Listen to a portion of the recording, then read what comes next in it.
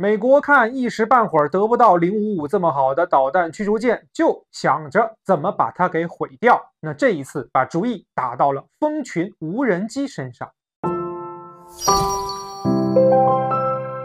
大家好，我是施涛。中国人民解放军海军的055大型导弹驱逐舰可以说是目前这个世界范围内最先进的导弹驱逐舰。这先进程度连美国海军都要高看一眼。那么美国海军现在正在发展的下一代驱逐舰它的外形不能说跟055一模一样只能说是大差不差。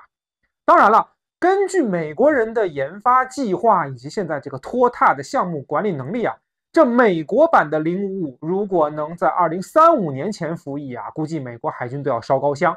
那么既然得不到055这么好的军舰，美国就要想怎么样能把它给毁掉。这不，美国的著名智囊兰德公司就发布了一个报告，未来如果台海发生战事，那么美国想要在台海部署500架蜂群无人机，针对的目标正是咱们的055大型导弹驱逐舰。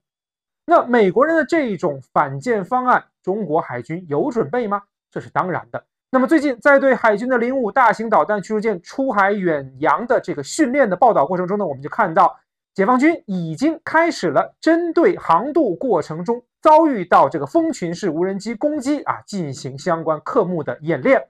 那么大家都知道这个蜂群式无人机它麻烦就麻烦在它的数量是非常众多的。其实咱们说这个蜂群无人机正是之前包括前苏联海军等等这个海军里面它这个饱和式攻击思路的进一步的扩展与延伸。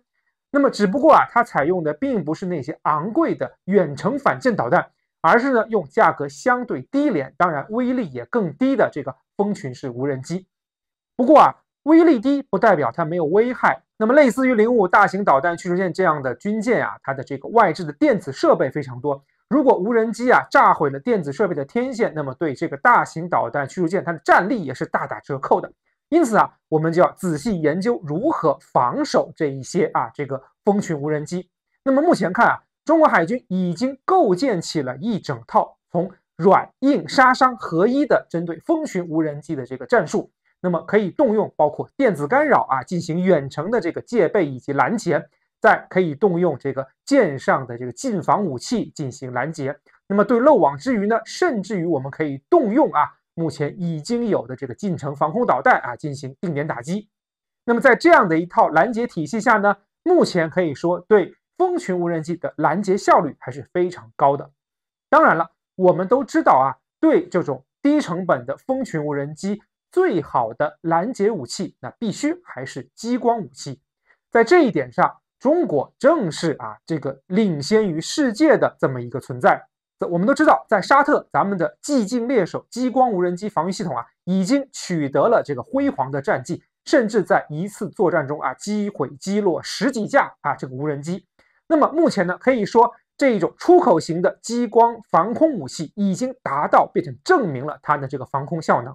那么出口型的作用尚且如此，咱们自用型是不是想象空间就更大了呢？而且呢，055在设计的时候就考虑到了未来加装定向能武器的需求，不仅仅在军舰的空间上留有很多的冗余，更重要的是055采用了4台大型的燃气轮机它的这个发电功率是非常强大的。那么未来055的进一步改型俗称叫055A 的改型上，我们有可能看到全电综合电力系统的引入。那么在这样的电力系统的引入之下呢，我们能够更好的管理055发出的电能储存电能，并在需要的时候利用舰上的包括激光武器在内的定向能武器来防卫这一些讨人厌的蜂群无人机。可以说我们再一次预判了美国人的预判。那么对蜂群无人机的拦截这一步，我们再次又走在了美国海军的前面。恐怕美国海军更要头疼的是他们的这个055的仿制舰未来怎么防御我们的蜂群无人机。大家对这期话题有什么看法？欢迎在评论区与我交流，也感谢您的关注支持，咱们下期再见。